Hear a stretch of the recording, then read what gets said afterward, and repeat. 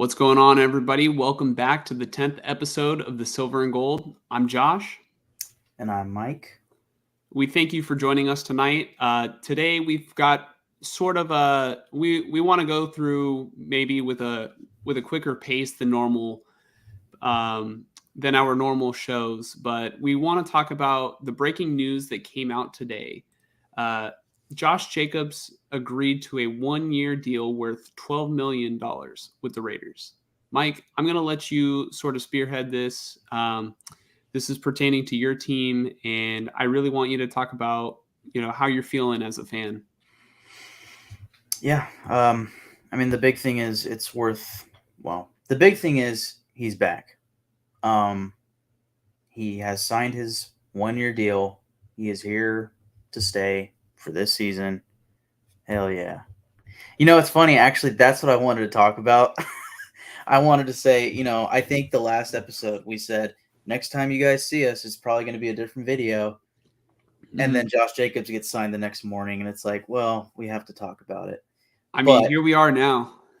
Yeah. Next time you guys see us, I think that intro is going to be different. The song's going to be the same, but there's going to be a few new shots in there, probably replacing a little bit of Trey Lance. Yeah. And then, who knows? Maybe tomorrow morning. Breaking news: Nick Bosa signs. He's the highest paid non-quarterback in NFL history. I didn't mean to cut you off, by the way, by putting a meme comment on the screen. I'm genuinely glad you put that, because I wanted to come in and say something about it, but I knew we're just gonna get into Jacobs and I won't get to say it. Dude, yeah. I really like the intro that we have. I love it. I want to see a little bit more Max Crosby. I think we should have some video of Garoppolo now. Mm-hmm. I think we could fit some Aiden O'Connell in there just for the intrigue.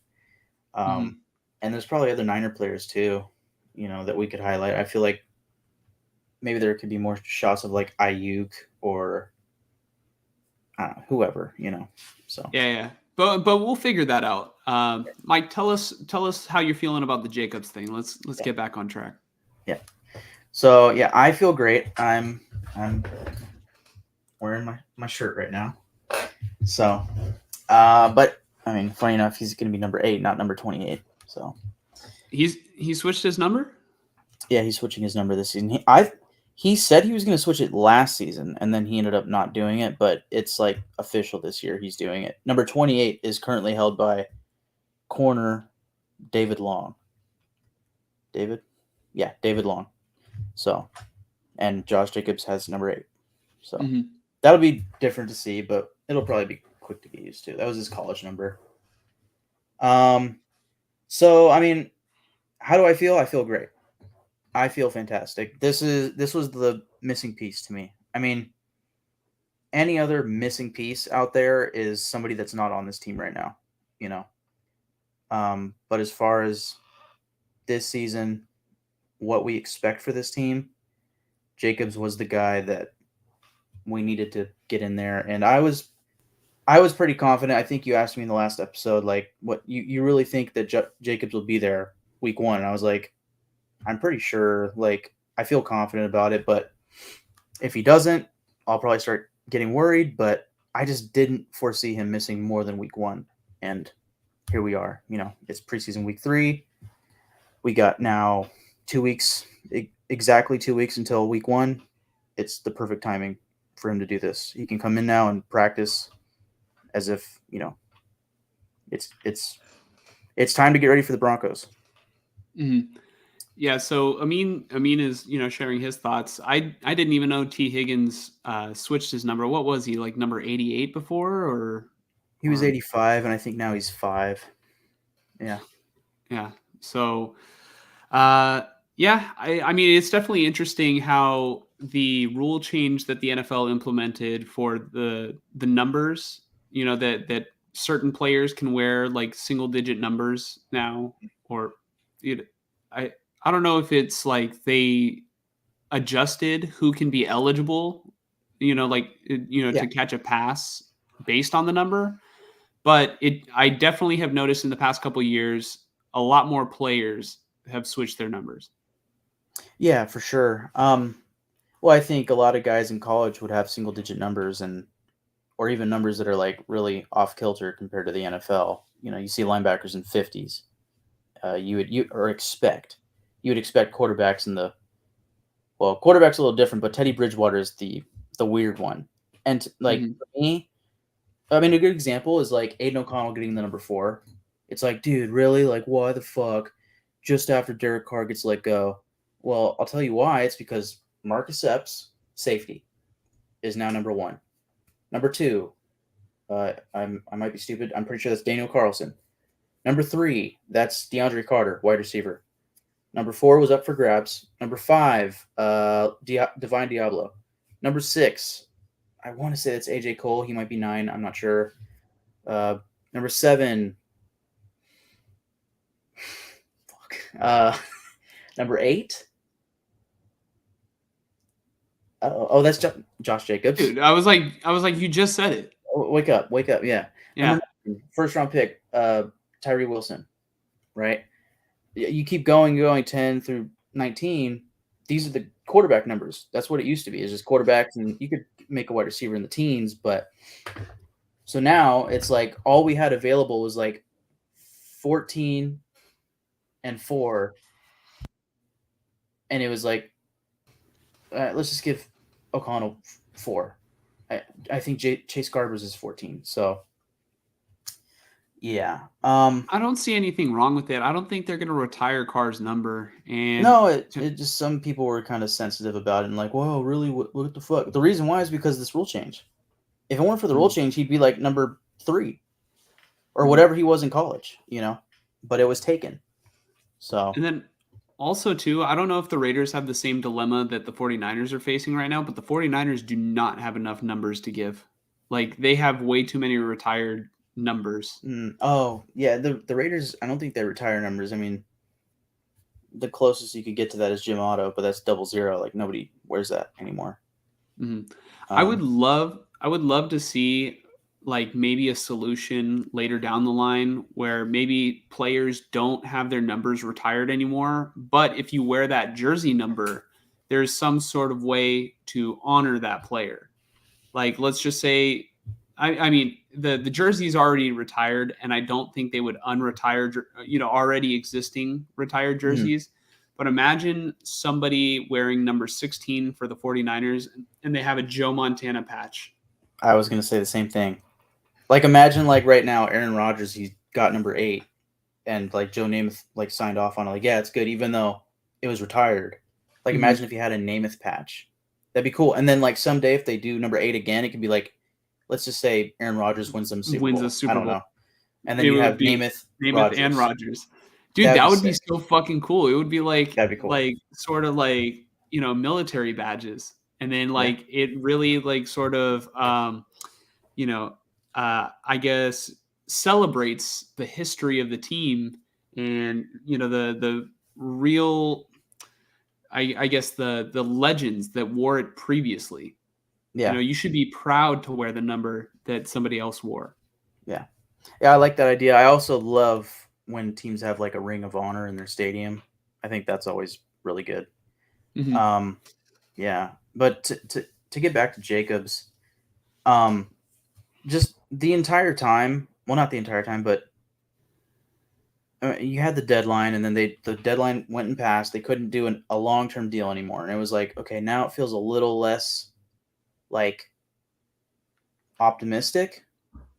But a day or two after that deadline passed, Saquon Barkley signed an updated deal with the Giants, and like the idea was, oh, Barkley and Jacobs are going to hold out until week 1 for sure, and then again, one day later, Barkley signs and he only gets like $1 million over the the value of the franchise tender, right? Franchise tender is worth $10.091 million.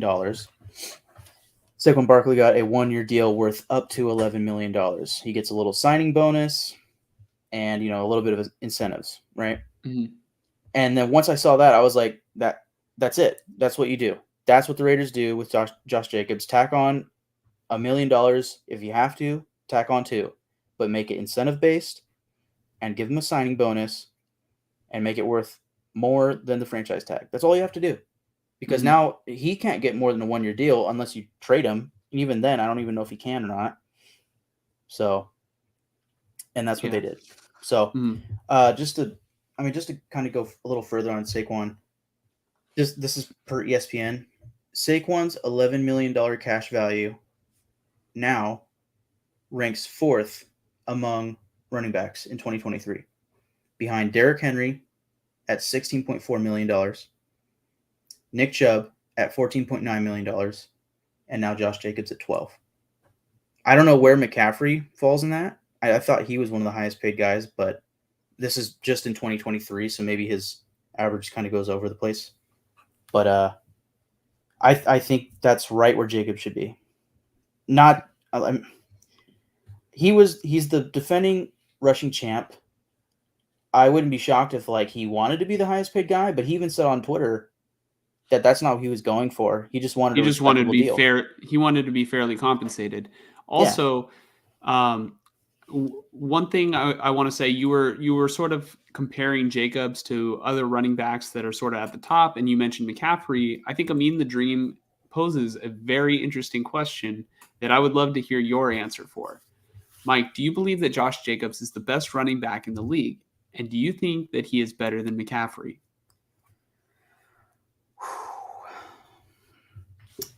I think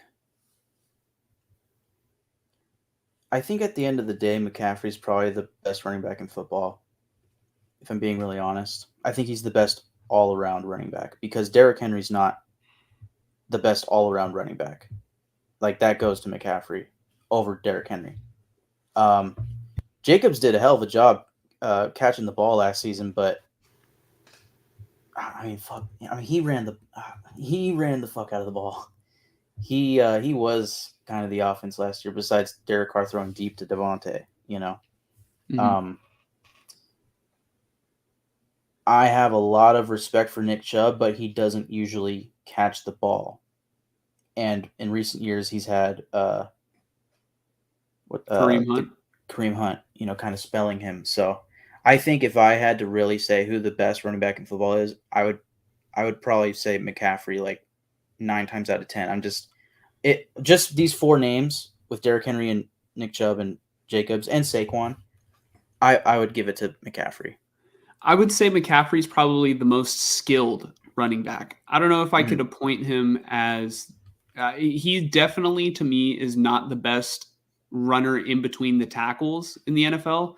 I think of guys like Jonathan Taylor, Derrick Henry, even Josh Jacobs. He's a bell cow, and I mean McCaffrey's just used a little bit different. So you could argue, which style of running back you would like better, but I think that the dynamic that McCaffrey adds to any offense is you really have to account for the running back. It makes it harder for the defense on passing downs because you have to account for another receiver, practically another deadly receiver. It's not just McCaffrey can run any type of route. His dad played wide receiver in the NFL, and he has, I want to say he might have even played receiver at some point. So, Yeah, you bring up a good point, in between the tackles.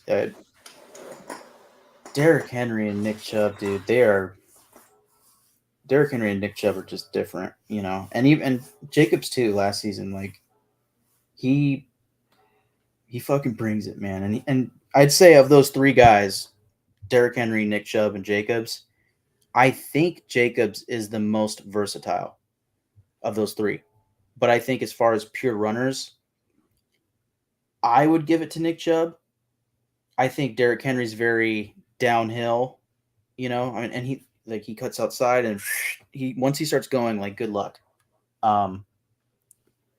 It's tough. They're all different in their own right, including McCaffrey and even Saquon Barkley. I think I don't really look at Saquon Barkley because I think, yo, Joel, I think Saquon gets too many, like, he gets stuffed too much.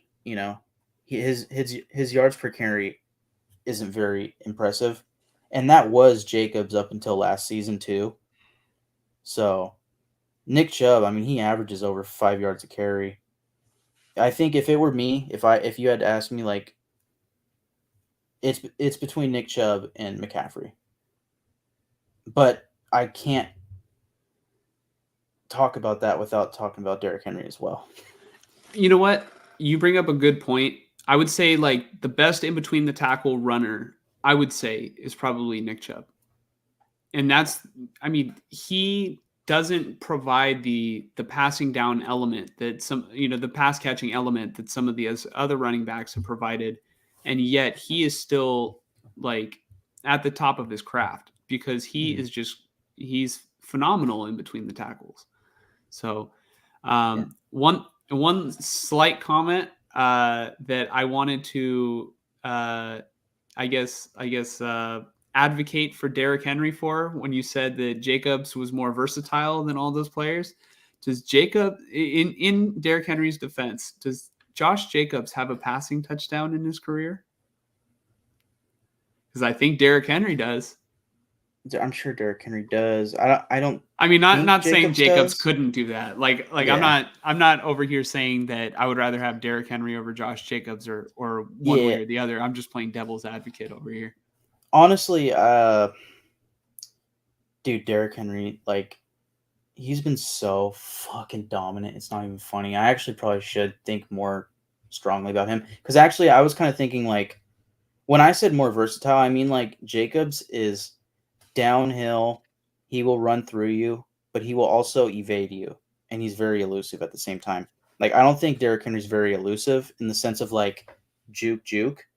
He's more of, like, he'll break tackles, and maybe he's a little elusive in that sense as well, where he can find his own way of breaking a tackle or evading a tackle without juking, But my last point about Jacobs, Dave Ziegler has been on record, saying that he wants to get Jacobs on a long-term deal, and I think I now know why. I want to say Ziegler said the idea is to franchise tag him this year, and then next year he gets the long-term deal.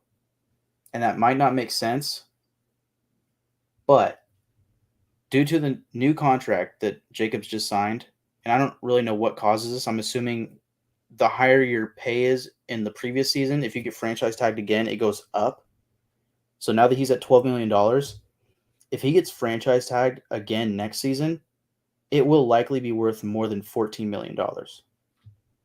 So do the Raiders really want to franchise tag him at that price rather than $10 million? I'm not sure. I think they would rather give him a 3 to 4 year deal where you can maybe backload, or, I mean, that's probably not wise, but you can mess with the money to where it's a smaller cap hit than $14 million. So I think if he's going to get a long-term deal, it's going to be this next offseason. It's going to be interesting. Yeah. Let's get to some comments, and then we could probably move on to recapping the Raiders versus Cowboys preseason game. Yep. So Amin said, not a bad idea, Josh. I think he's talking about the patches on the jerseys, but I feel like you wouldn't just hand that number to anybody. It would have to be somebody special, if that makes sense. Yeah, I could definitely see that, because I think the Cowboys sort of already do that. When CeeDee Lamb was a rookie, I think Jerry Jones wanted CeeDee Lamb to wear number 88. He handpicked it. Yeah, he handpicked it. So yeah. Well, that's kind of how the Raiders treat 24. They don't just give. Well, they gave 24 to somebody recently. Marshawn Lynch. No. That was a That was couple years cool. ago. That was cool. There was like a corner, like a rookie corner or some shit, and I was like, well, I might be thinking of Jonathan Abram, honestly. But I feel like there was somebody else too, where I was like, this motherfucker shouldn't be 24. It might have been David Long, who's now 28. Yeah, it was David Long. I was like, just a free agent from the Rams, random corner. Here's 24, and then Marcus Peter comes in, and now he's 24. David Long gets Jacobs' old number. Anyways, as far as this comment, I mean that's what the Jets did with Aaron Rodgers. I think I do agree. I think you can retire numbers, but it should be optional to bring them back if like you bring in a special player and they want to like represent that number or something like that, and they can get a patch for it. Like that would be sick. Mm-hmm. I would love to see. I feel like all the numbers that are retired right now should stay retired because I mean not. I mean maybe you open the door for legends who would be open to having their jersey worn again. But I feel like you already made that commitment to honor that player in that way. You should probably keep it that way instead of backtracking. And then just going forward, everybody else, it's like, there's a patch. Or I guess you just sort of remove the whole retired number thing and go forward with the patches, because I don't think it's a bad idea. But we are going to hit a point one day where I don't know if they have to introduce letters into the numbers. Holding offense teams. number 6Z. Right. Yeah. Well, I think one thing about Rodgers getting Namath's number is that Namath was alive to okay it. Mm-hmm. Like if he wasn't alive, I don't think the Jets do it. Namath, is his number technically retired and they sought permission? I'm pretty sure. Yeah. Okay. Is that you? Not me. It's a weird sounding dog. I'm just. The Dream says Jacobs was phenomenal last year. He won some football games for the Raiders last year with some stellar performances, like the Seahawks game, for example. Yeah, that long run against the Seahawks. I mean, it definitely helped the 49ers out too. So we thank you. We thank you, Raider Nation. This is definitely, it meant a lot to us. We don't like the Seahawks over here. The Dream says, are you worried at all about Jimmy being able to feed the ball to Devontae? I'm not too worried. I mean, I think it's more a matter of will McDaniels like get the right route for Devontae, or design the right play for Devontae.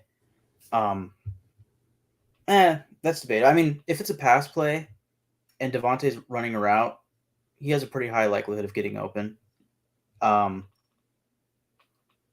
not too worried about Jimmy feeding or not being able to feed Devontae. I guess I'm more worried about how often will they pass versus run. The only thing I'm actually worried about, I should say, is how often will they throw the ball deep? Because it's not going to be nearly as much as last season. Devontae Adams isn't going to be scoring those 60-yard touchdowns. He will, but not nearly. Unless he beats the corner after he has the ball in his hand. For the most part, yeah. It could be. I just don't know if Jimmy Garoppolo is going to be able to consistently get the ball downfield, the way that Derek Carr was. I definitely would bet against that happening. Right. But Jimmy right now is building a rapport with Devontae over the offseason, and I think Josh McDaniels is probably drawing up an offense that will work for Jimmy and Devontae.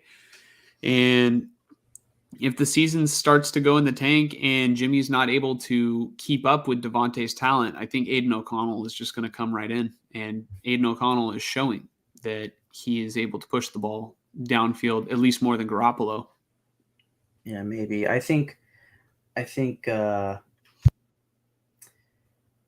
do I say this? I'm interested to see how much Jacobs runs the ball this season because they overworked the shit out of him last year.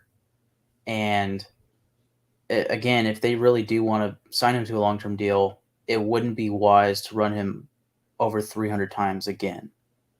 So if that's the case, if they don't do that, it's either we're going to see a lot more of Zamir White and Amir Abdullah, or Jimmy G's going to pass the ball more than he ever has. And historically, Jimmy G has never been that guy to throw the ball and rack up like 4,000 yards. He's not that guy. Could he be? Maybe. I don't know. I think I don't see it that way with Jacobs. What do you mean? I mean, he's only under contract this year. The Raiders, if they want, I mean, all right, last year was like the end of Jacobs' deal, right? Yeah. And what did they show that they did? They ran him. And luckily, Josh Jacobs was able to stay on his feet. But when you have a player that's on a contract year, one, they're playing harder because they want to earn that next contract. And then two, if you're the team, I mean, do you really want to give a contract to a player whose best years might be behind him? Like, no, like you have to use them with no, I mean, teams have typically shown that they'll use those players with no fear. And if they get hurt, they won't get paid. I mean, that's just simple as that, especially at the running back position. So Yeah. I don't know if they're like, all right, we're going to ease him in this offense. I think if they would have done, if they were planning on doing that, they would have broke him off and given him the long-term contract already. Now it's like if Josh Jacobs gets a massive injury, they can move off from him. They're not tied to that. Because why would they give him a worked back workload and then work him in when he's already paid and he can decide, oh, you know what? I'm actually not down for that. Yeah, I just I agree to a certain extent. I just I don't know. Jacobs is the type of guy that he's gonna work hard and he's gonna do what he needs to do to Well, earn as much I'm as he not can. saying that Jacobs isn't going to work hard. What I'm saying is that the team has no obligation to protect him. They Yeah, no, have to I use know. him because he might not even be here next year. Right. I get that. It's just I think if he is now in their long term plan, I wouldn't run him 300 times. I would run him 250 times. I think he If ran he like was in the 350 long times. term, if he was in the long term plan, they would have signed him to a long term contract already. They left it open so they can move off from him if something bad happens, or if they change their mind, or if somebody else becomes available. It's very possible for sure. I don't know. We'll see in a year. Because I mean, it would be stupid if he's in their long-term plan and they're deciding, hey, you know what? Let's give you the option to explore a new contract with another team.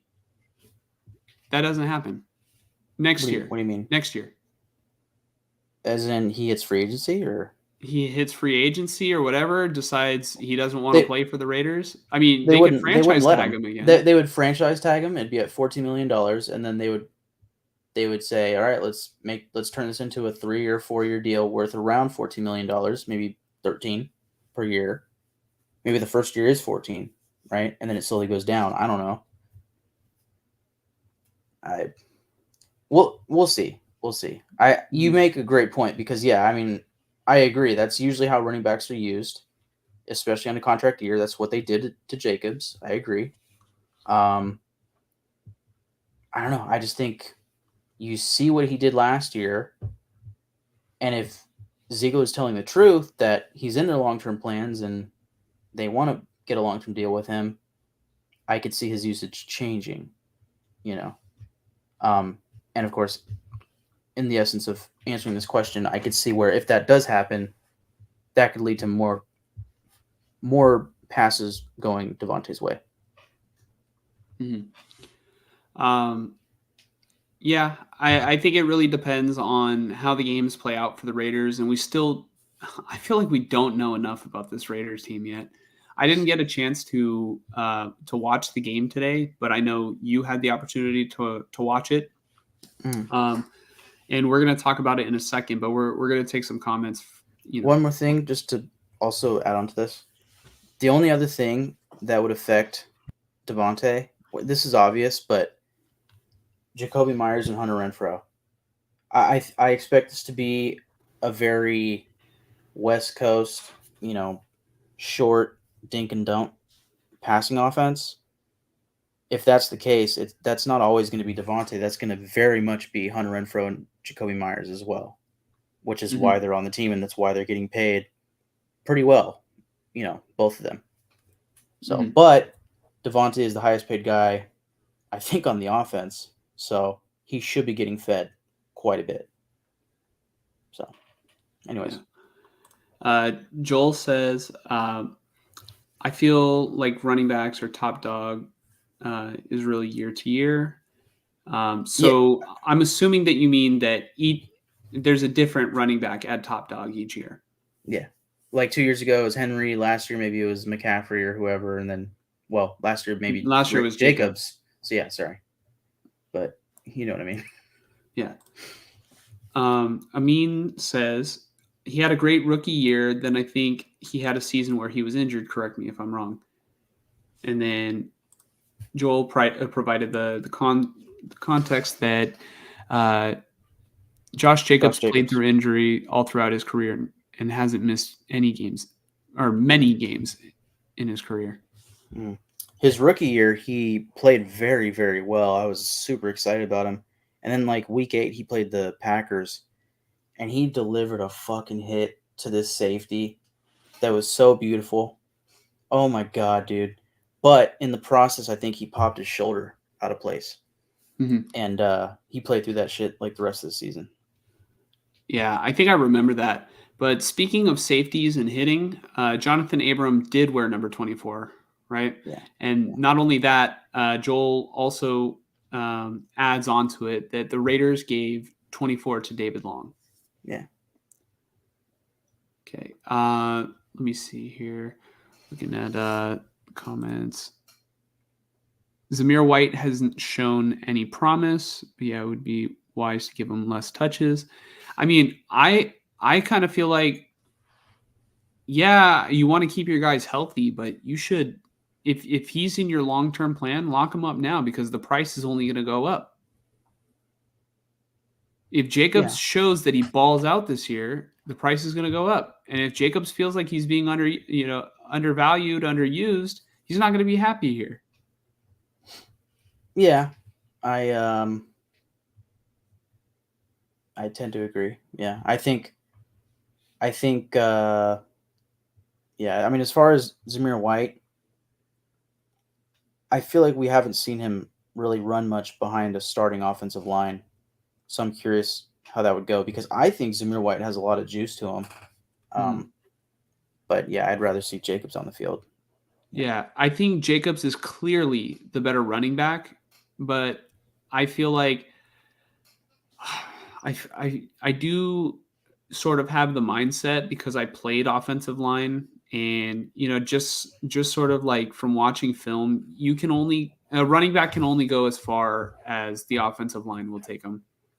So I think that Zamir White, maybe the difference would be a couple hundred yards between him and Jacobs in terms of like actually being able to pound it out of the defense, right? Like, we're talking about like wearing down a defense during a game, fighting for the extra yards. I think Jacobs is clearly the better player, but like Mike said, Zamir White hasn't played with the starting offensive line. And Joel says he wasn't in their long-term plans once they didn't pick up his fifth-year option at $8 million. That is true. Why didn't they pick him up? They could have had him for cheaper. I can tell you why. Because Dave Ziegler came in and it was a new coach. Yeah, it's a brand new regime. Why why would you promise a running back another season if the past few seasons he hasn't been like, a top 5 running back, let's say, and you don't know how he's going to play in your system. So then you promise him $8 million, which is probably also an $8 million cap hit the following season, which would have been this year, right? Yeah, this year. So, I mean, in hindsight, it's like, damn it, why didn't they do that? But, okay, let's say Josh Jacobs plays exactly the same. Is he happy right now on $8 million? Fuck no. Right? Now he's still holding out, and then they probably still give him $12 million. It didn't shock me when they declined his 5th-year option solely because they had just come in and they were just starting to identify this team and figure out this roster. And the only way to do that is to go through a season, right? That's why they had Derek Carr. That's why they traded for Devontae Adams. They signed Chandler Jones because they're coming off a playoff berth. And they said, well, we could do it. I think we can go in here and win some games and hopefully get to the playoffs again with Derek Carr at quarterback, sure. And then they don't do that. And now Derek Carr's the same. But Jacobs is still here. I think you provided excellent context as to why he wasn't in their long-term plans when they first got here. But now that they are here, they could have signed Jacobs to a longer deal than just 1 year. And I think Jacobs is looking for that stability in his contract. I think he probably wants around the same money that he's getting now for each year, and it probably going up slightly every single season. But I think that maybe McDaniels just wants to see if Jacobs can do it one more time, and then they'll break him off. But I mean, as of right now, there is nothing besides speculation holding Jacobs to the Raiders the next couple of years. I think the reason why Jacobs is being treated the way he is by this regime is because of the position he plays, period. If Jacobs let's say Jacobs is the 3rd best player at his position. If he was a right tackle, if he was a defensive end, if he was a defensive tackle, corner, probably even a safety, probably a linebacker, probably any other position, he'd have a 4-year deal right now. Guaranteed. Mm-hmm. That's just the market of the running back right now, because it's just common for these running backs to get hurt, like Saquon has multiple times before. All it takes is one play for these guys that literally touch the rock 300 times and get tackled by a fuckload of men that are. Pause. Dude, we got to talk about Justin Fields. Can you play it? Okay, yeah, I'll play it. Search it up, dude. That shit's so funny. And then I'll let you wrap up your thought, and then we'll get into the Cowboys. Yeah. But yeah, it's not wise as far as roster construction and team building, financially, to give a running back a long-term deal unless you know he can make a massive difference, like a Derrick Henry, a Nick Chubb, a Christian McCaffrey. Last season, he proved he can make a massive difference. So maybe this year is like the big trial, and if he does it again, you're staying, dude. Are you able to see? Yeah. I felt like I was down, and then I just felt a 300-pound guy, coming back. So I'm like, well, pause. But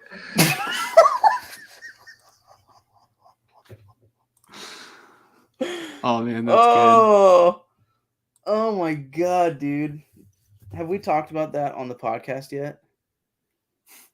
No, we haven't. Oh my god, that's the funniest thing I've ever heard, from a player at a press conference. That's the funniest thing I've ever heard in my life. Oh my gosh, what a fuck up! I felt a 340-pound man come on my back. Pause. Whoa, pause. Like he had to do it. He was like, oh no, pause, wait. Oh, dude. I think the fact that he said that brought more attention to it. Oh, way more, because he could have just been like, anyways, but I have to imagine the locker room is just clowning him. Not in like a disrespectful way, but just like, yeah, I'm not going to go any further. That's hilarious. Mm-hmm. Joel says, yeah, at the same time, I'm happy that our GM took a stance in a way because our old GM would have gave Jacobs a 5-year, $100 million contract. Essentially, referring to Mike Mayock. Yeah. That's why I think Hunter Renfroe had all those rumors about him potentially getting traded. I mean, for all we know, tomorrow he could get traded still because he's getting paid a lot for a guy that missed like 8 weeks last season. And right now he might be missing practice again. Mm-hmm. I'm not sure, but that's just something that this regime isn't going to take lightly. That's why Darren Waller got traded. And if we see a lot of promise from Tyree Wilson, which we'll talk about in about 2 minutes, I wouldn't expect to see Chandler Jones after this season because he's missing a lot of practice right now, and he was subpar last season. We'll see how he does this year, but anyways. Mm-hmm. CG Ruthless says, yo, CG, thank you for checking out the stream. We'd love to have you here. So let's go ahead and move on to our next topic. And Mike, I really don't have much to say about the game at all. I wasn't able to watch it, but I would love to hear what you have to say. Dissect the game from your perspective as a fan. I'm going to talk about the Cowboys players last because there's 2 players that I want to talk about from the Cowboys. And I actually wrote them at the top, but I'm going to talk about them last. Starting with Tyree Wilson, first-round pick. He got his debut today.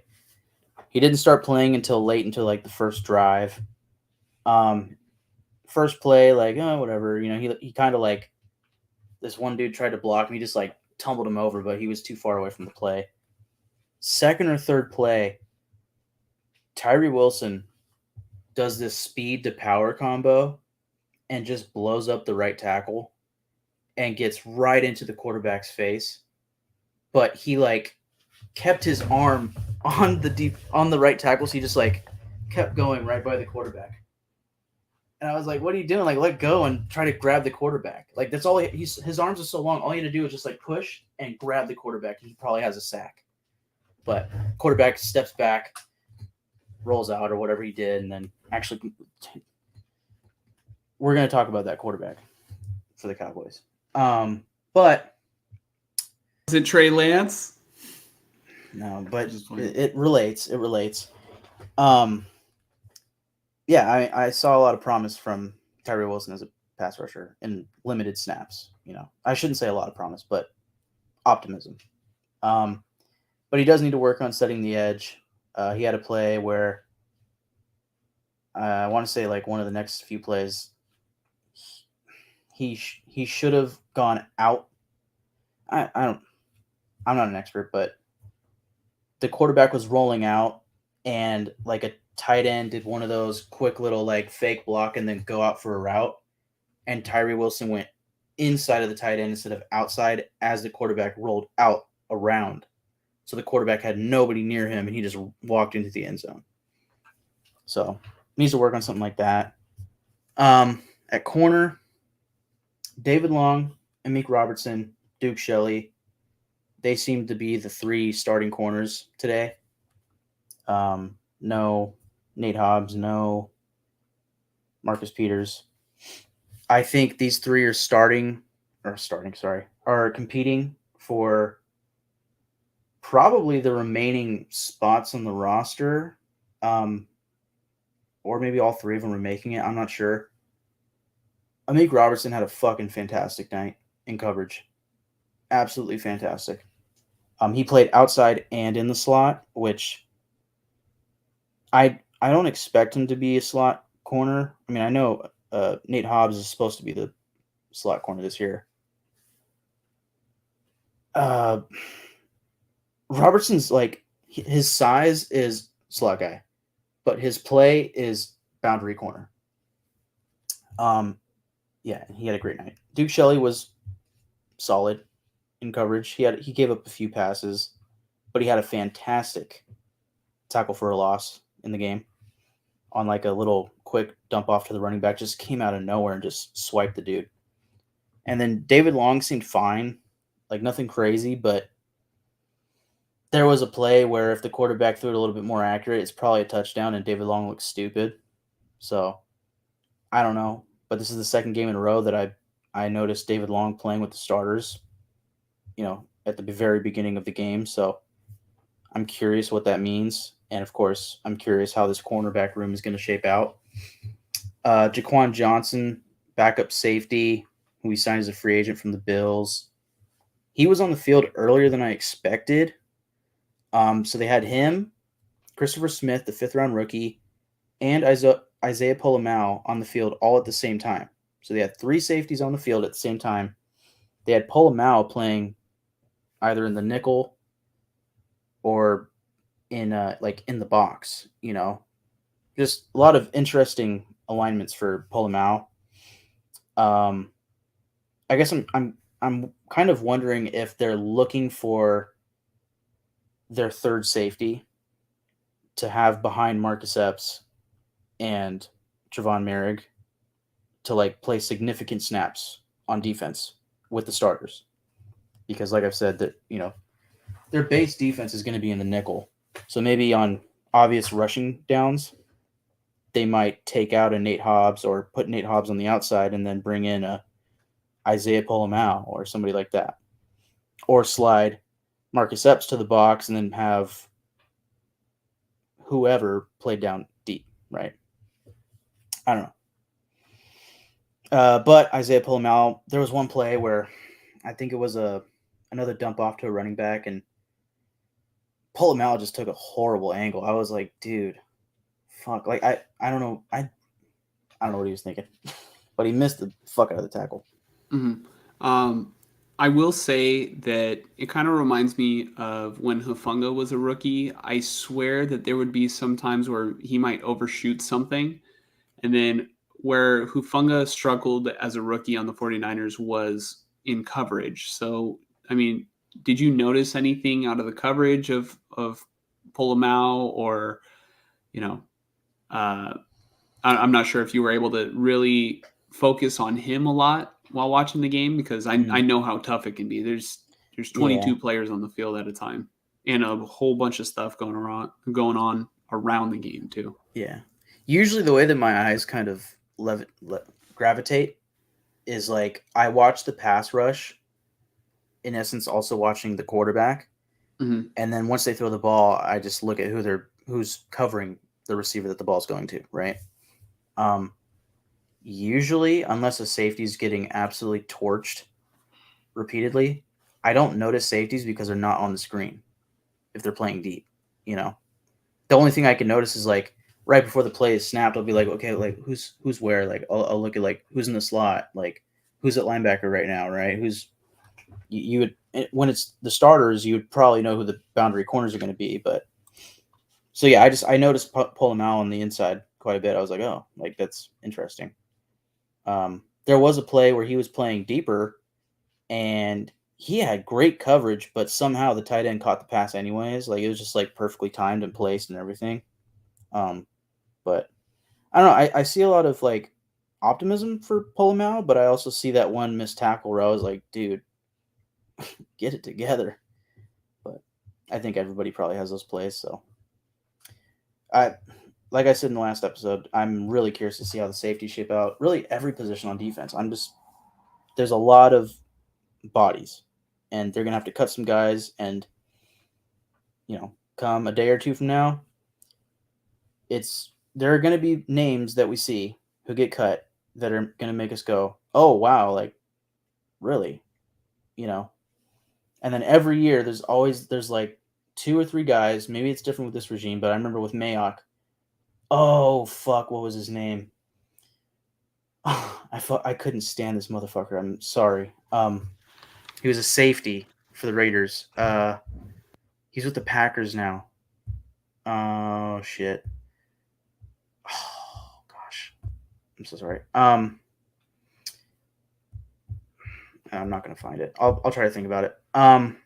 Anyways, I will think about that. But basic point being, there will be like 2 players who make this team where you're gonna go, really? That guy made the team? And it's gonna be like 2 or 3 players that you go, why did they not make the team? It happens every year. So Yeah, why didn't Brian Hoyer make the team? We'll see. First possession on offense ended with the first negative rush play of the preseason for the Raiders. They got stuffed on 3rd down, but that was not the last today. Today was just not a very successful day for the Raiders offense. And unfortunately, I mean, I wouldn't say unfortunately, but in a sense, unfortunately, Aiden O'Connell was the only quarterback that played tonight. And I say unfortunately because, like I said, they weren't very successful. Aiden O'Connell really likes Christian Wilkerson, number 83, wide receiver. I can bank on Wilkerson making this team. Just based off of the amount of targets he got in this game. Like, there's no way he's not making this team.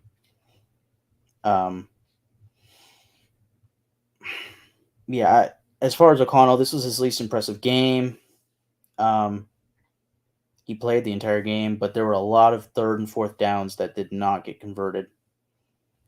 I did see a lot of Dalton Wagner, but that might just mean, like, yeah, we know that Illuminor and Thayer Munford, are obviously making this team. So maybe this was Dalton Wagner's like last chance to really prove something, and we'll see. Cam Sims, wide receiver number 81, he just makes highlight plays. Like, he's not a possession receiver at all, but you can just randomly throw it to him and he'll do something crazy. I'd love to see him at the very least on this practice squad. Against the Rams, Philip Dorsett played like early and got out of there pretty quick. In this game, he played pretty late into this game. So, again, I think Christian Wilkerson's making this team. I'm curious what that means for Dorsett. Damian Williams had a nice touchdown. It was like a 30-yard run or something. Sincere McCormick, he's got some juice. Like, for his name is Sincere. Sincerely. Yeah, undrafted free agent last season, and he was immediately put on IR last year. And now here he is. He's number 47. He was the guy that ran for a touchdown, and he caught a touchdown against the Niners week 1. He just seems like an obvious practice squad guy to me. I feel like the running back room is pretty obvious, especially now with Jacobs back. It's going to be Jacobs, Zamir White, Amir Abdullah. I think it's going to be Brandon Bolden. But if it weren't Bolden, I feel like it would be Damian Williams. Who was the name of the player that you said scored 2 touchdowns against the Niners? Sincere McCormick. He was. I don't remember him. It's crazy. Yeah, I'm pretty sure. Unless it was the Rams game, but I'm pretty sure it was the Niner game. He number 47. I mean, it's hard to remember a guy that's number 47, but short running back. Oh, okay. Yeah. And then just last 2 things. What position? Running back. Okay. Dude, I'm really tired. Like, yeah, you're good. We stayed up hella late last night doing our other stream. So my bad if I don't remember the guys. You're good. You are all good. Last 2 things, Drake Thomas, linebacker. He just knows how to close in on the football, like, immediately. Like, you see a running back, like, once you see that the running back got the ball and he makes his, like, first cut, the next thing you see is Drake Thomas, like, the Roadrunner, just, like, straight towards him. Meep. Yeah. Doesn't mean that he's always making the tackle, but he's definitely trying. So, I feel pretty confident that he probably played himself onto this roster, but we'll see. I don't know. I still don't know how good he is in coverage. I also really personally like Amari Burney. So, last thing, actually not last thing. I got to talk about these Cowboys players, but Daniel Carlson kicked a 62-yard field goal in this game. He made it right down the middle, and he had at least 5 yards to spare. Like, that would have been a record breaker for sure if he was sitting at 67 yards or 60, whatever he needed. And he kicks it so effortlessly. Like, it just looked like an ordinary 30-yard kick for him. The way that he lined up, trotted, and kicked the shit out of that ball. He could have done that thing blindfolded. It would have gone right down the middle. The dude is fucking awesome. Lastly, Hunter. Oh, shit. Lopke? I don't know how to say his last name. It's like Loepke. He is the Lepka, probably, yeah. He is the fullback for the Dallas Cowboys. I want to say he's an undrafted free agent. That dude was out there cooking the Raiders defense. Like, what would be a good example? I mean, like I would say like what Peyton Hillis did to earn the Madden cover is what Hunter Lepke did to the Raiders today at fullback. Like, he was fantastic. There's no way he doesn't make the roster. I would have to imagine. I don't know if they have a starting fullback above him, but if he doesn't make the Cowboys roster, he's going to make a team because that was impressive. Lastly, Will Grier was the quarterback that played, I want to say, the entire game for the Cowboys. They just showcased him because now that they've traded for Trey Lance and they have Cooper Rush, I want to say that's his name, right? And Dak Prescott. Yeah. They're not going to keep 4 quarterbacks. So they showcased Will Grier in hopes probably to trade him for a pick, which now makes the 4th round pick make way more sense because now they could probably get a 6th rounder for Will Grier. And he looked like he was worth it. Like, he torched the Raiders. And it wasn't always like passing perfectly. It was also like he was exceptional at like getting out of the pocket or quickly determining like nothing here and running right up the middle and getting a 15-yard gain or a touchdown. So they're not going to get anything for Will Grier. The Cowboys said before the game, like after they traded for Lance, they notified Will Grier that they would probably be they would be waiving him, but they were going to give him an opportunity to play the entire game with the Cowboys, with the Cowboys players, in order for Will Grier to showcase his ability for his upcoming, team. I'm glad you said that because I swore I saw a notification that they had cut him. But that's what I saw was that they informed him that he was going to likely be released and yada yada. They were going to showcase him. Mm-hmm. But yeah, it was like out of like, it was like a classy move. You know what I mean? Yeah. For sure. Absolutely. Yeah. I like that move by them. But the way that he played, if I'm a team looking for a backup, like if I need a number 2, or if I really, really, really want a good number 3, I'm giving up a 7th round pick easily for Will Grier. It was impressive. Yeah. So 49ers, Brandon Allen didn't look good the other day, but they're not going to get Will Grier. And honestly, Will Grier, this place has a lot of weapons. Like, if you do find yourself in the game, and I mean, who fucking knows? Maybe Will Grier will be the franchise quarterback that the Niners have always needed. He's not even on the team yet, and I'm talking about that. That's how fucking ridiculous it is with injuries in the 49ers regime, or the instability at quarterback, more so. But yeah, Will Grier, if you see this, run. If you if you have any choice, go somewhere else where they might actually like believe in you or value you. But I mean, speaking of the 49ers, I have one more question about the preseason game, and then we're gonna finish it off with talking, or I guess reacting to the Jerry Jones interview. Mm-hmm. How did O'Connell look for the Raiders? What did you see out of him? It was definitely not his best outing, or I would say his worst outing of the preseason. Not to say that he was horrible. I think it felt like he was forcing it to Wilkerson a little bit, if I'm being honest. And like, admittedly, those first two games really made me like him to the point where I'm almost ready to be a homer for him, you know.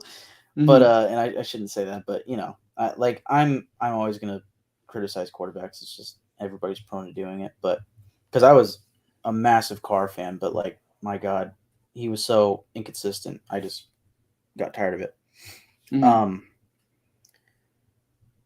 Yeah, it just felt like he was forcing it to Wilkerson a lot. And like, there were third and fourth downs where he threw it to Wilkerson and he wasn't open. It was like he threw it at the right time. It was like right off the break, right? Or not the break, but you know, like the break of his route. The cut. Like, let's say the cut. Yeah, he's running a slant, right? Like the moment he cuts in and the corner has to like, oh, he's cutting in and react to it, ball's coming. Like it.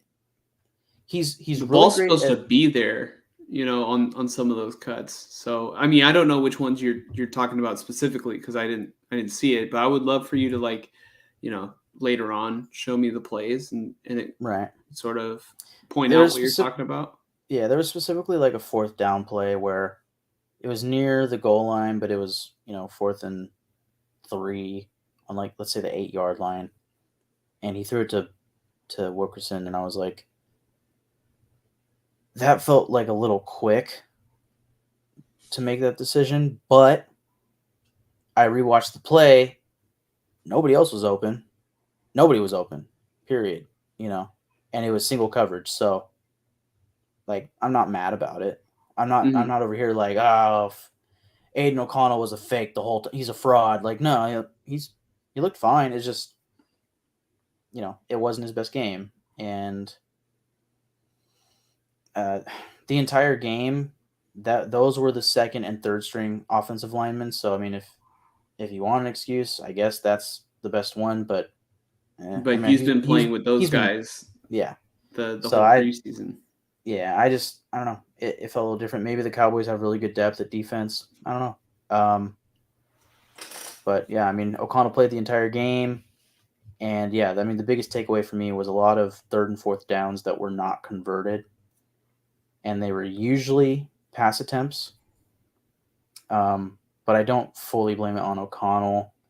There were dropped passes. I mean, they're still really well-placed passes. There was one pass where O'Connell, I think it was like 2nd and 10, and O'Connell threw it to, I want to say it was Wilkerson. And, you know, Wilkerson, like, I don't know what the route is called. I want to say it might be Explain the route. Explain it. You run 10 steps straight, and then you run however many steps to the left. And you're probably in the slot. But are you running field side or sideline? Like he's in the slot.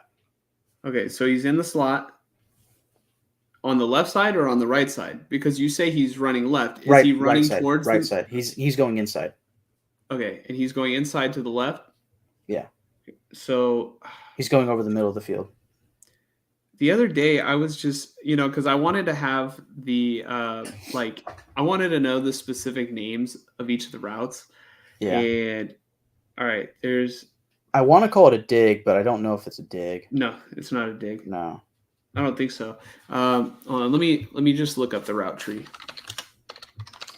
But, you know, basically, Aiden noticed that there was a linebacker directly under the line to throw the ball, right? So it is a dig. Oh, fuck yes, dude. That is a massive win for Michael. Yeah. So he threw he threw the ball really high just so that the linebacker could not affect the pass, right? But in doing so, the linebacker kind of did affect the pass because he was in the line to throw it. So Aiden threw it so high, the receiver had to jump up. He barely got one hand on it and tipped it so that, nobody could intercept it or something. I mean, really, the way he tipped it, I feel like it was more likely that somebody would have intercepted it, but still, it was not an accurate pass. But the commentators, whatever you want to call them, the broadcast, pointed out like, well, the linebacker was directly under where he was throwing it, like he was trying to evade the linebacker. Like it's a smart idea, but not perfectly thrown. Just an off night. Mm-hmm. So, all in all, would you say that this game? How would you say? Like, was it a strong way to end the preseason? Was it kind of a letdown? Or do you think that the Raiders maybe should feel good about themselves considering how good they looked at least the first 2 weeks? And, definitely having Jacobs back is a good way to end the preseason. Yeah, I mean, having Jacobs back was the win of the day. I will also say one last thing about the Cowboys. Dak Prescott was calling the plays for their offense. I thought that was interesting.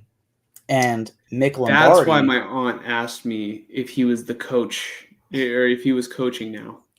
Gotcha. That's funny. Mick Lombardi was calling the plays for the Raiders, and he's their offensive coordinator, but obviously McDaniels usually calls the plays. And I feel like McDaniels was calling the plays in the first 2 weeks, but I could be wrong there. I think I heard somebody say that Mick Lombardi's been calling the plays, but I'm not too sure. But, I don't think I had many issues with the play calling.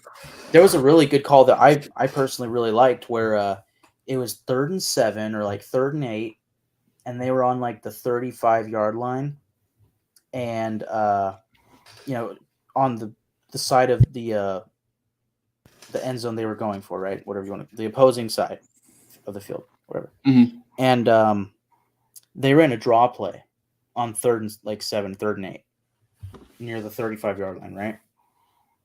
I loved the play call, even though it wasn't successful. They got like 3 or 4 yards. So it was 4th and 2 or 3, right? But I love the play call because you're not expecting a run on 3rd and 7 or 3rd and 8. And they already knew they were going to go for it on 4th down if it came to it. As long as they didn't go negative yardage, they were going to go for it on 4th down. I think they wanted to put pressure on Aiden O'Connell to make 4th down plays. And, kind of going back to your question, I don't think Aiden O'Connell failed to show up or, to answer the call. It was more of just, I really think that the Cowboys defensive backs were kind of locking it down towards the end of the game, and on these 3rd and 4th downs. So, well, I still think it's a valuable experience for Aiden O'Connell to get in there into a game that doesn't necessarily matter, whatever the outcome is. And he showed a ton of promise in the first 2 preseason games, and definitely had a lot of plays that were successful. I do think it is important, though, to have a week like this in the early stages of your career, so that way you can sort of, not get too high on yourself, and you can sort of have the confidence boosters of the first 2 weeks of the preseason, and then maybe you get brought back down to earth a little bit, but that's when you learn. Like, at least that's when I learned. I learned from my mistakes. Oh, same. Maybe, Aiden O'Connell definitely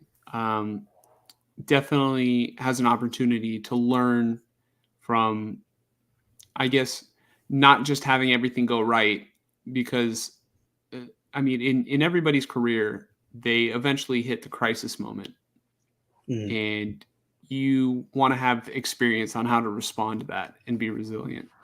Yeah. So I don't think tonight's a massive failure or anything. I don't really care about the game. I wish I saw more big plays from their from the Raiders, but I think if anything, maybe this game tells me or suggests that Brian Hoyer will stay on the regular season roster.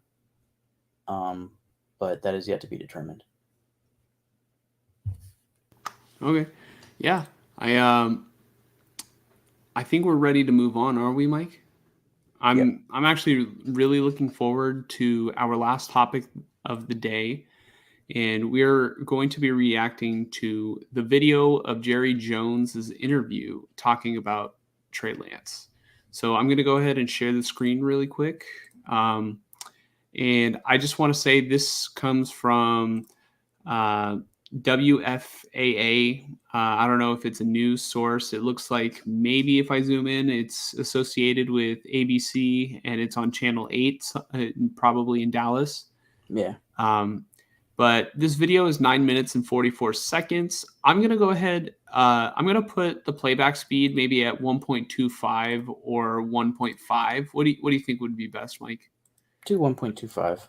Okay. Just so that he doesn't sound like a squirrel. If I ever have to pause it or anything, I'll pause it and give my thoughts. But I sort of just plan on letting it play and then reacting to it after. Cool. And then also, I've seen about half of this interview already, and I do want to say he didn't sound like a squirrel when I did listen to it at 1.5. So cool. I'm gonna have to make that. As long as it doesn't sound like Alvin Chipmunks, we're good. Yeah. Okay. Okay, Jerry, can you go ahead and talk about what the acquisition of Trey Lance means for this team this season, but then also going forward after this year? Well, he gives us an opportunity to do what we would always like to be doing. It would be ideal with Dak to have a young, prospective, developing quarterback that could just be in the room, I'm going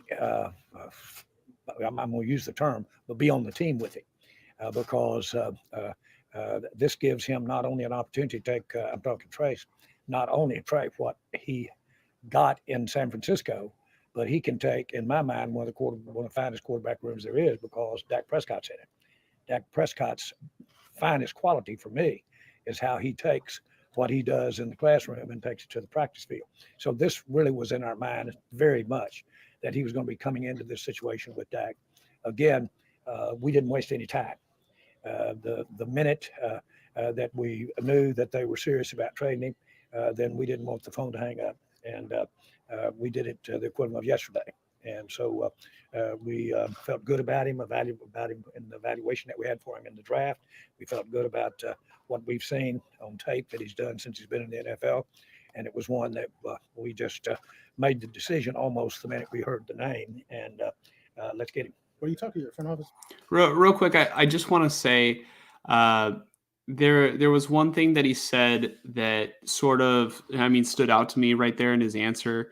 And it was that he said the minute that he heard that Lance was going to be seriously available, that he didn't want the phone to hang up. He wanted Lance. They weren't willing to, leave that call without getting Lance in Dallas. And I'm at least happy for Lance that it seems like he's in a place where he's wanted. Yeah, I think when you consider that, I'm sure they also had a pretty high first-round grade for him when he was coming out, paired with the fact that he's still on his rookie contract for 2 years, this year and next year. They also get the fifth-year option with him. But most importantly, he's still only 23 years old. He's still essentially a rookie. Mm-hmm. And he's essentially a rookie with one less year on his contract, and he's a pretty expensive rookie. Mm-hmm. But if, again, the risk is worth it if the reward comes with it. Mm-hmm. So. Yeah. Let's continue on. Your other front office people, your scouts, what did they say about why it didn't work out for him in San Francisco? Well, they didn't know. You're talking our scouts Yeah. knew why Well, it didn't work out for why- him. Yeah. They wouldn't know that. Were you Now, surprised that San he was on the- Francisco might know that, and their scouts might know it, and to some degree, but ours wouldn't. I thought that John did a great job the other night on their game. I watched their preseason game, and I thought he did a good job talking about just the nature of why they made the decision they made. But this boils down to how we evaluate him in the draft. It boils down to the fact that, frankly, apart from just assessing his physical condition relative to the injuries that he had, that was the first thing that I wanted to make sure we were clear on. But the idea of having what we had seen when he came through the draft and being able to work with it again with our quarterback room was just an opportunity that we have thought about many times, try to get to. If he had hung around long enough, we might have done this on the Philadelphia quarterback back 2 years ago on it. But again, my point is that we view it as an opportunity. We view it as an additional part of this team that could pay dividends this year. But certainly when we look to the future, will pay dividends in my mind. Pause. Yeah. Was he suggesting that they wanted to get Jalen Hurts? Yeah. Yeah. I think that's definitely what he was suggesting. I think he was So- waiting to see if they would let go of him. Oh wow! So yeah, I remember like probably in like our first or second or maybe third episode of the podcast, I said it is wise to be in the quarterback developing business. Mm-hmm. I think the Cowboys are probably catching on, and this is why they were so, that's why they didn't want the phone to hang up, is because they know if we can turn Trey Lance into a starting quarterback, if his potential can pay out into a not just starting quarterback, but like a top 10 starting quarterback, like a Jalen Hurts did, yeah, that's huge for a franchise, because what you can then do is either trade him for a haul or you could trade Dak Prescott for a haul, right? Mm-hmm. And that's how I felt about the Niners. I thought, hey, you can keep developing Trey Lance, and you can either trade Trey Lance for a haul or you could trade Brock Purdy for a haul. And I figured the contracts probably told me, well, Purdy's going to be there longer. They'll probably just trade Trey Lance. But Well, they could have been there for the same amount of years, but Brock was going to be there longer for a cheaper price. exactly. That's what I mean. Yeah. And on a win now team for the Niners, I mean, the Dallas Cowboys are kind of win now too, but not to the same extent, because I'd say the Cowboys are a little younger.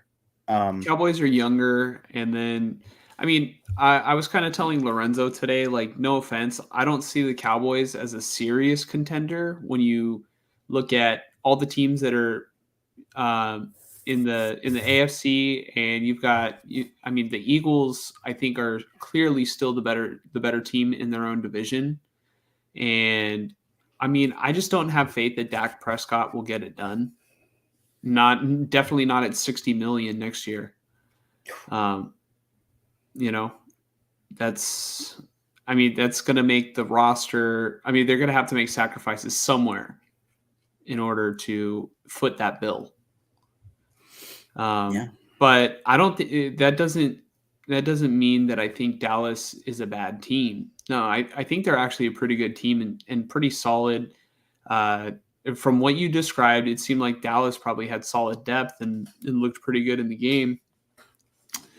In the Raider preseason game.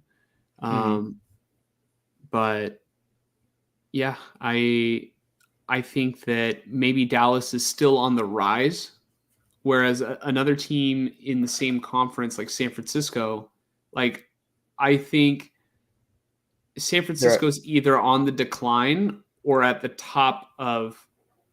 I don't think they're going to get much better. They're peaking, potentially. They are either peaking or have already peaked.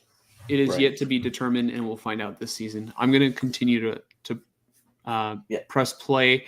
I just want to real quick point out, he said that he thinks the trade can be a factor or a part of the, a big part of this year, and if not, most certainly in the future.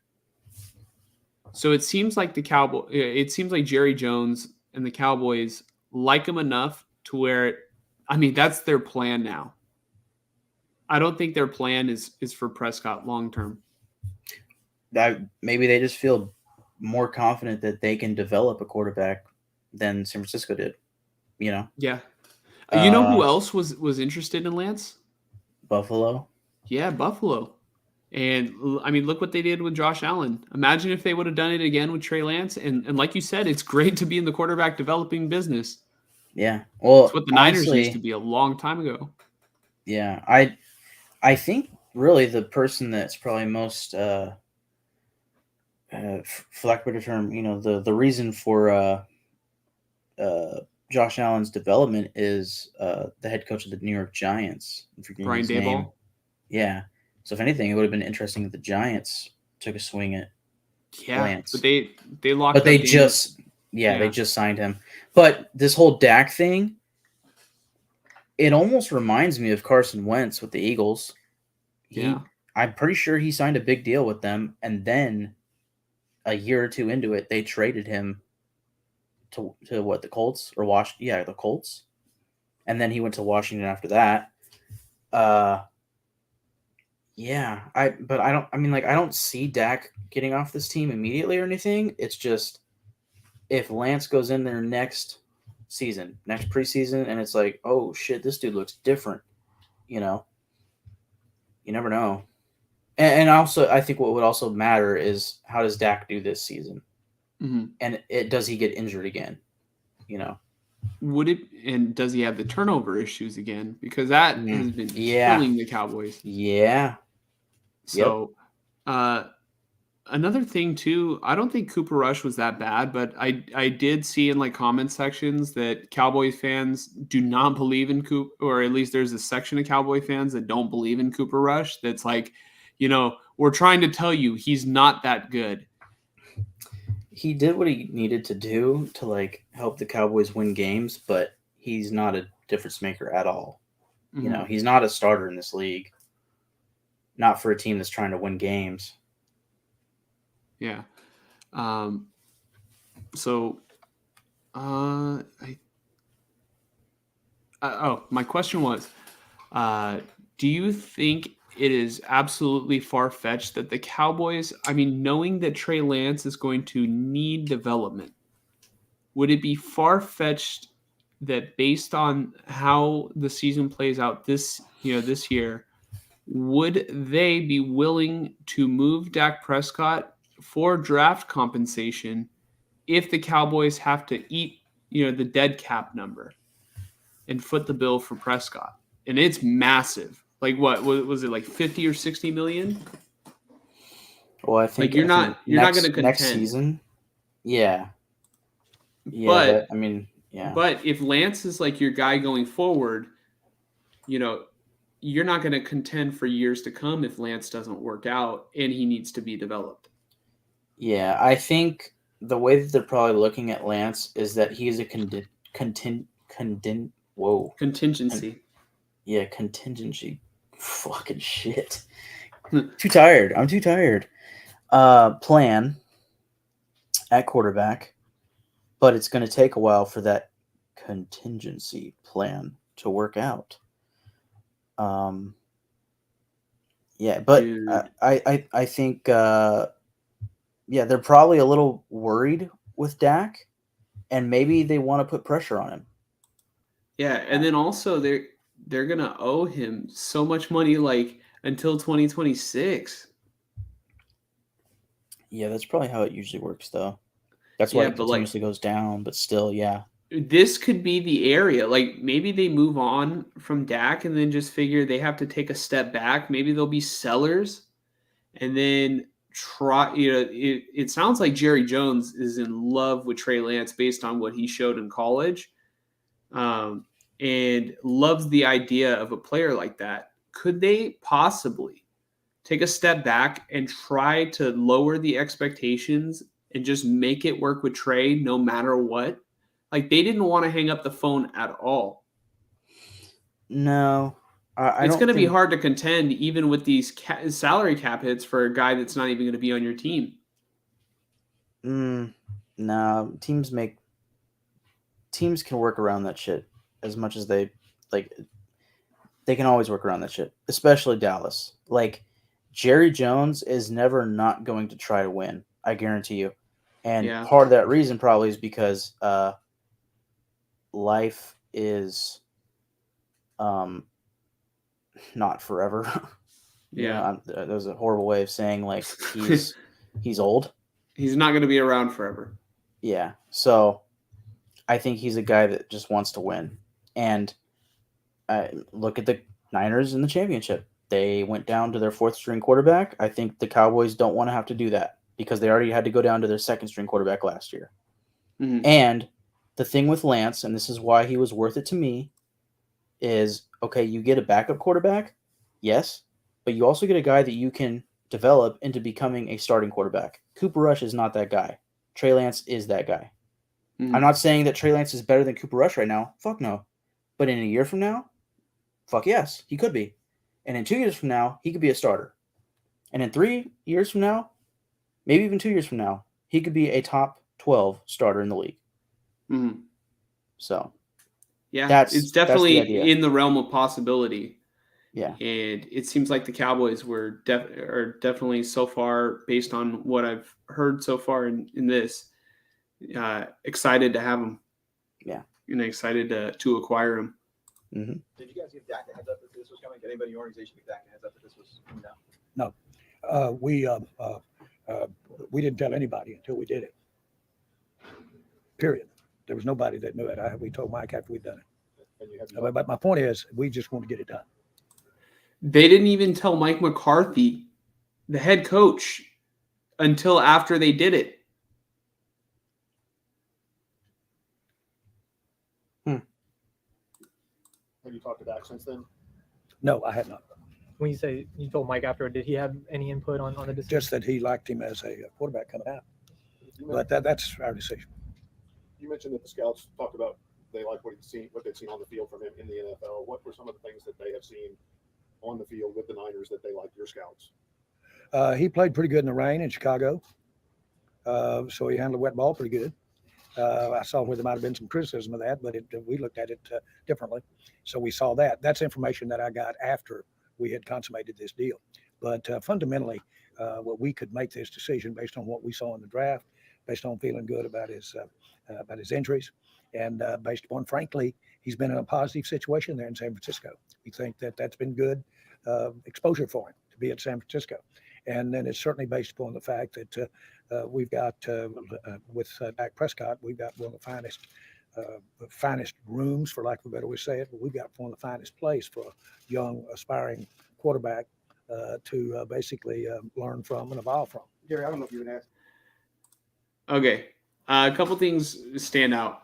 And a lot of times fans kind of have this stigma against Lance for what happened in the monsoon game against the Chicago Bears, because the Bears ended out getting the number 1 overall pick, and the 49ers lost to them week 1, and it was an ugly game with a huge downpour. It seems like the Cowboys scouts, all right, I mean, Jerry Jones says that they said this after they had already made the deal, but they said that he looked good in the monsoon. So I find that interesting. He said he can sling a wet ball, and I do think there was definitely some throws where it was still impressive, and despite the weather conditions, Lance was still able to throw the deep ball, and so they're publicly supporting Lance in a moment where Lance has been widely dismissed because of that game, right? I mean, Jerry Jones could have pulled out, could have kept talking about the whole college thing, but he's actively supporting one of Lance's, maybe his arguably his worst career moment.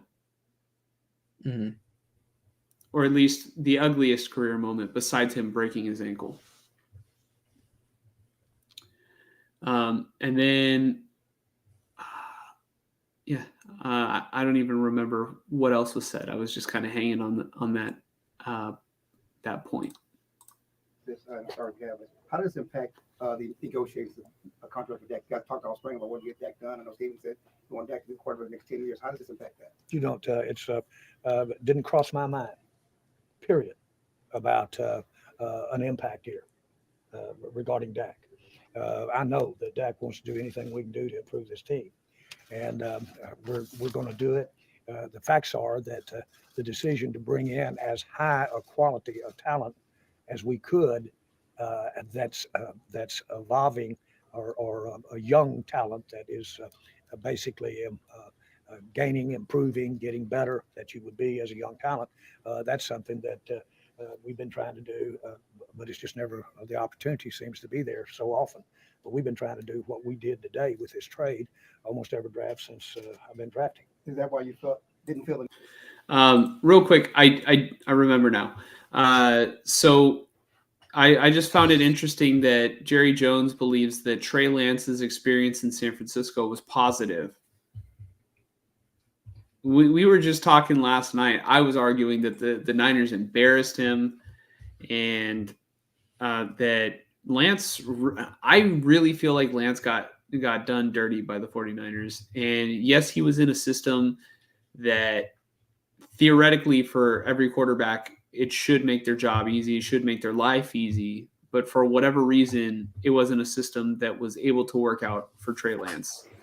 And whether it's ultimately due to the fact that he didn't get the opportunity or he just wasn't ready, the 49ers cut ties with him. And yeah. You need to talk to Dak about the decision either before or after? You said, Well, I don't. We don't really. We very seldom ever talk to anybody about another player, about who we're thinking about drafting or who we're thinking about getting involved with. We don't do that. Why was the timing now to do this trade? Why did you feel like this was the right moment to bring in Trey Lance at this point? Well, I didn't want another moment to go by because they said we want to trade him, and we said, done. Just like that. That's like that, almost just like that, but it was not a little more than that. But we didn't. but my point is, we didn't want him to hang up. We wanted him. Jerry, I know you can still have a whole season to go. They wanted him. I don't know how much we're going to see of Trey on the field or not, but have you given any thought to the 5th-year option at this point and what you guys are going to do there? No, I mean we're excited about having him, and we're excited about the terms of his agreement, and we're fully aware that we've got more money to invest in him next year, and we'll look and see what happens there in the future as far as the 5th year is concerned, or an extension of a contract. We hope it gets to that. Hope his evolving is at that level, and feel very good that it can be. But make no mistake about it, you sit around with your hand in your pocket and think about an opportunity or a situation like this, and it'll be gone. You've always talked in the past about liking the idea of having a young quarterback to develop on the roster at all times, but it doesn't always work out. Was this move a little easier to make because you're coming off 2 12-5 seasons and where you were than it would have been if you were at another stage? No, I think had we been able to draft him with next year's 4, the kind of talent he was in this draft, like I just told you 2 years ago, we were looking at Philadelphia quarterback, and I'm calling names, but looking at him, had he fallen to us there, we would have drafted him. It is our plan when we can, but it very seldom happens to have someone of high enough quality to be there at the right place with our draft pick. This one worked, and so we're excited about it. All right, we got one more. Jerry, how can he help you this year? How can he help you this year? There's certain packages he can get on the field, things like that. This is a Well, good question. he will come in, and I candidly, as far as I don't want to plan on, count on, or wish for help from him this year. He said he What do you doesn't. think about Dak calling plays today? What do you think about Dak? He said, "Yeah, let me go back and let me slow that one down." Dak? Wish for want to plan delay. Well, He will come in, and I candidly, as far as I don't want to plan on, count on, or wish for help from him this year. What do So you think about it's Dak's team, and Yeah. as so long as Dak doesn't lose the job, Right. it's he Dak's doesn't team. want it. He doesn't want it to come down to Trey Lance because he's just now coming in. Like, he's not ready to take that on. And you've seen him play. He's not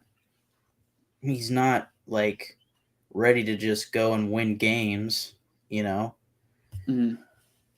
He said something earlier, although I'm already forgetting it. Damn it. God, he said something earlier that really. He said, like, oh, we hope, that. Well, he said we understand that next season we're gonna have to pay him more, essentially, because we looked at it in the last night's podcast. Yeah. He's getting like not even $1 million this year or something against the cap, but then next year it's like 4 or 5 million. And then that 5th-year option would probably be like double that if I had to guess.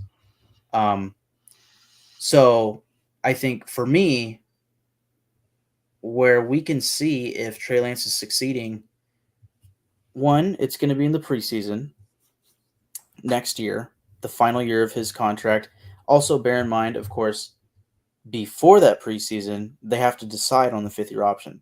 So Trey Lance has to do something this year for them to feel confident in giving him that 5th-year option. Mhm. Now, they could do something kind of similar to what the Packers did to Jordan Love, where instead of giving him a 5th-year option, they just like extended him, but for actually less than the 5th-year option. Mhm. For some reason, he accepted that. That would make sense for Trey Lance in the sense that he's not going to play this year, or under the assumption that he's not going to play this year. But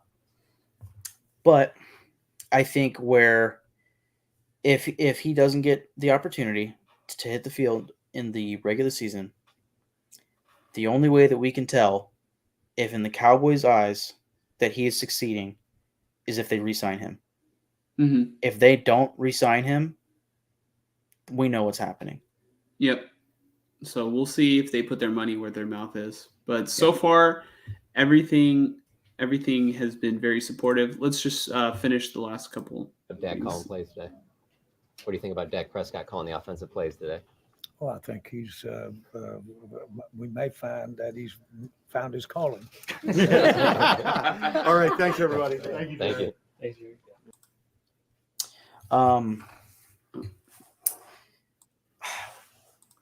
Yeah, I mean, it was obvious to me that they wanted him because, I mean, at least for me, I felt like a 4th-round pick was generous. Really good. Yeah, generous, considering what he had done. And I'm assuming the Niners would have taken less, just based off of what we had heard and seen. I would not have been shocked if it was a 5th or even maybe a 6th and a 7th. So yeah, when they gave up a 4th for him, I felt it was pretty obvious that they wanted him. And I think that their plan is to develop him and to see what happens in the next 2 seasons. But again, as far as the 5th-year option goes, I don't see them giving that to him unless he hits the field this year and he goes out there and he wins games for them. But I don't know. We'll see. Yeah. A couple things stood out. First, when I hear Jerry Jones talk about it, like, I'm not gonna lie, I get like a despicable like business owner, like an evil corporation, like CEO vibes from just the way he was like talking about it. Like just the tone. Like, I don't know, he just kind of gave off that vibe of like, I don't know if it's, I've seen way too many movies with oh, he's gonna do exactly what I say because I pay the bills. Like, you know what I mean? Like, too many movies with sort of antagonists like that. Right. I think, for lack of a better way of putting it, I could see him being like a villain in like Django Unchained, if you know anything about that movie. But, and that's fucked up to say, but just that's more of just his. I think the Southern twang. The Southern accent, paired with, I think this faster video speed probably made him seem really snappy. but really he was just answering like normal. But I mean, like as far as what he was saying, he's very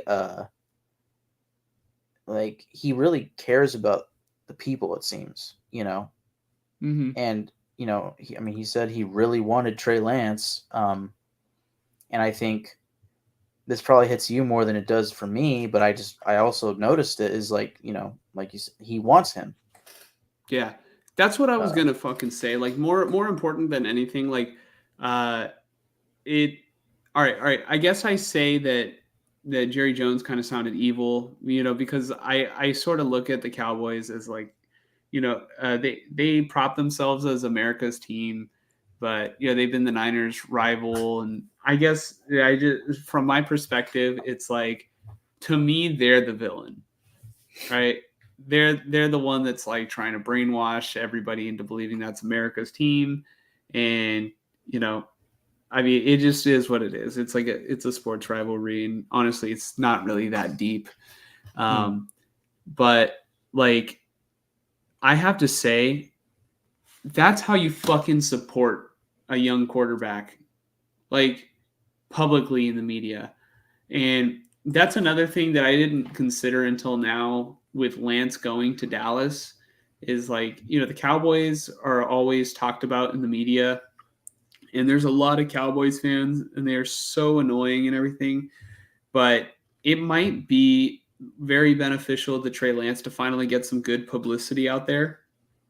And the fact that the Cowboys of all teams, the ones that get, I mean, maybe this might even be worse for Trey at the end of the day because there's more eyes on him now. I think the Cowboys are always constantly talked about. Right. I think he has close to no pressure on him. And the reason why is because of what his new team spent for him, which is a 4th-round pick. I mean, Jerry Jones, he was essentially saying like, yeah, if we could have got Jalen Hurts for a 4th-round pick, we would have done it because that's what we wanted to do. Mm-hmm. And now we could do that for Trey Lance. And we see him as a prospect, worth that for us, like obviously. I think as long as he was with the Niners, the team that traded 3 first-round picks and a 3rd-round pick for him, there was never going to be rest. There was never going to be anybody sitting back and just thinking like, oh yeah, obviously he's a backup. It's like, no, when is Trey going to play? Why is this dude that's worth so much not doing anything for this team? That was just going to keep on going. Now he's in Dallas. There's no pressure. Dak Prescott's in front of him. The fans know that. The fans want that. And now he's just the mentality will be, hey, let's see what happens. That was never going to be the case in San Francisco. For you, it was, I can't fucking wait to see him on the field. That's not how any Cowboy is thinking. It's, hey, we'll see. Yeah. No, that's definitely, it's a spot on and pretty good point.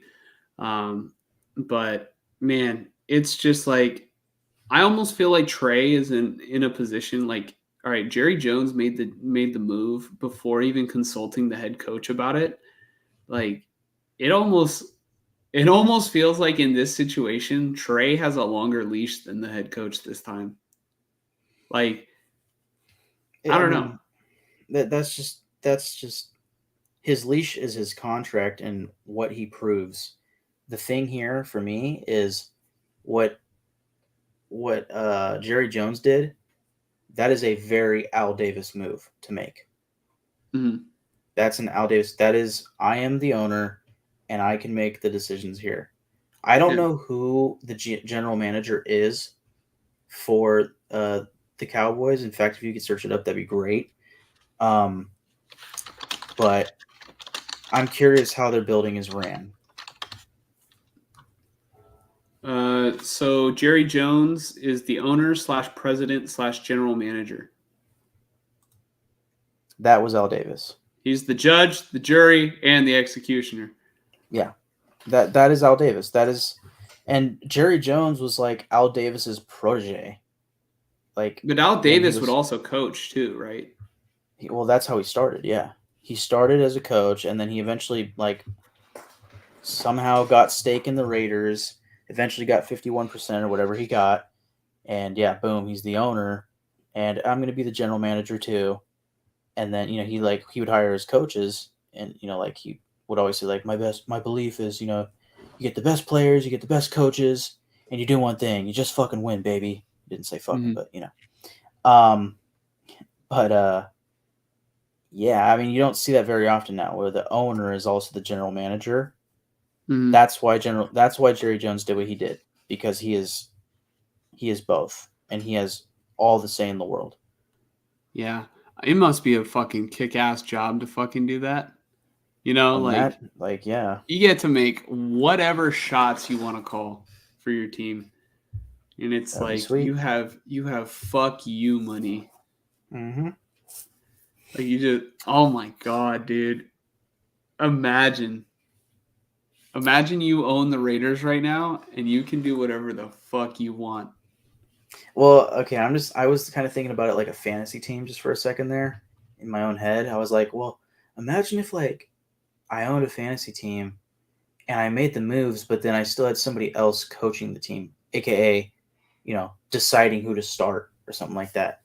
That would drive me insane. Yeah. Because then I would just want more power. Jerry Jones has already won Super Bowls. Like, I'm just thinking about like if I was Jerry Jones and like Trey Lance was available, hell fucking yeah, I would want him. I'm like this. Well, that's like Madden. Yeah, that's a that's like Madden Madden. move. Yeah. Dude. All right. That's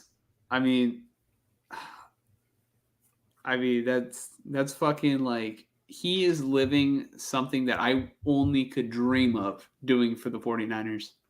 Just like do whatever the fuck you want. It's like Jerry Jones could also feel like, you know what, Mike, fuck you, and not you, Mike McCarthy, fuck you. I'm getting another coach who's gonna work it out with this kid. Like it's up to Jerry Jones, and it seems like as of right now, Jerry Jones is very on board with the Trey Lance trade or the Trey Lance train for at least the near future. It sounds like he's already thinking like long term that they are going to make this work out. I mean, that's what he's hoping for. I'd have to hear it again. I want to say, he said something along the lines of "we'll see," but he's under contract for the next 2 years, 2 seasons, and he knows that he has to pay him more next season than this season, and he's fine with that. So, that's one thing in itself. Well, I think he said this move, Trey will make an impact for this year and for years to come, most definitely. So something along those lines. So I don't know. It seems like he's on board for what's in stake or what's at stake or what he's getting into, and it's I wanted the Niners to do that with Trey Lance from day one, and it takes the fucking evil ass fucking Cowboys. Well, maybe they're not so evil after all, and maybe this whole time you were the villain. It's not you who's got me. It's me who's got me. That's going to be Kyle Shanahan in like 2 years. Dude, all right, that's the thing, dude. Like, that's been Kyle Shanahan every time he's on the big stage. It's not you who's got me. It's me who's got me. Fucking 28-3. Fucking Niners Super Bowl. Oh my God, dude. Nobody beats the 49ers but the 49ers. That's what I'll say. And it honestly, it dates back to before Kyle Shanahan. Like, look at all the playoff losses that they had like under Harbaugh. And I'm sure that it predated Harbaugh, excuse me. But anyways, that's the show. I got to go to bed. This was great. Like we I feel like wrapped up in like a reasonable stream time. Yeah. I mean, when we got on, you were like, let's aim for 12:30. I mean, no matter what, we're going to go like an hour over. But moving forward, we're going to be either, looking forward to the upcoming week of football or recapping the previous week of regular season football. I don't think it should take too long. I mean, there might be times where we rant and we just go on a fucking tangent about, like, I can't fucking believe Jake Moody, blah, blah, blah, blah, blah, blah, blah. Like something like that, But for the most part, I feel like we shouldn't have such long episodes anymore, unless like a lot of shit happens. Mm-hmm. Yeah. And I'm hoping that we can have a 24-hour long stream when the 49ers win the Super Bowl this upcoming season. Oh man, this thought popped in my head today, Mike. Not saying that this would happen, but could you imagine what if the 49ers and the Raiders made it to the Super Bowl against one another? Would you and I like almost be obligated to buy tickets? And one of us is going to be happy at the end of the night.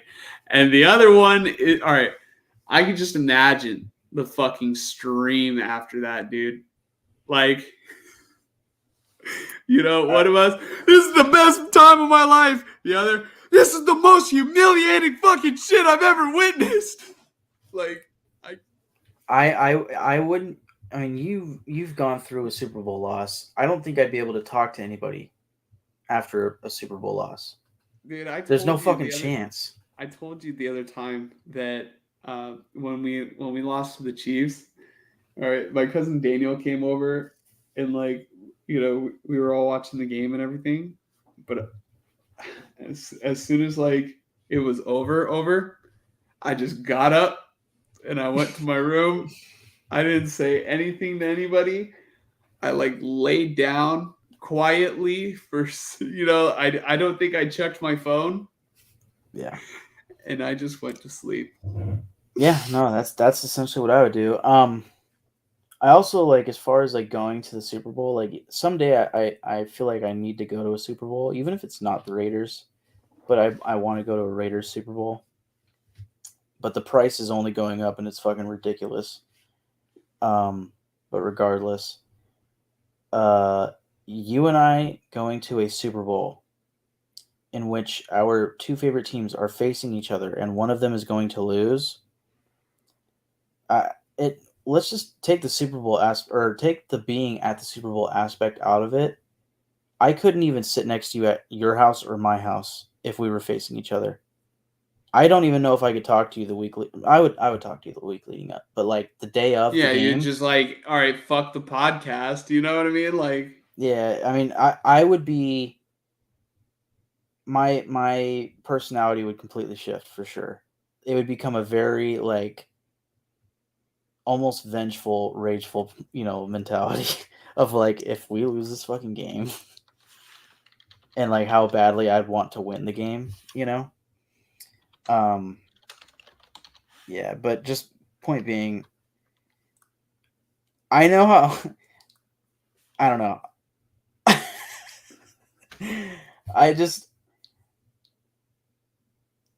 I know how you are with football, and I could not stand it if it was like you being like, "Oh fuck yeah!" right next to me as like my team gets like a touchdown scored on them. I would be, oh dude, oh no. All right, it's really funny that you mentioned that. I haven't found myself very often being as excited and animated ever since Trey Lance got hurt. Like literally my whole world got flipped upside down. Yeah. When that happened. Like I was so upset. It broke something in me. Yeah, I feel like the past couple years for me have kind of like tamed me. I'm just thinking of this one game where I got really pissed off at the end of the game. Oh fuck! It was when Cam Newton was on the Patriots. So Josh McDaniels was still with the Patriots, and it was John Gruden. And it was like week 3. maybe week 4, and we were in New England, and I was like, dude, this is Cam Newton. We could beat them. We could totally fucking beat them. And we just got fucking killed. You could probably find the game maybe, but like it was so bad. I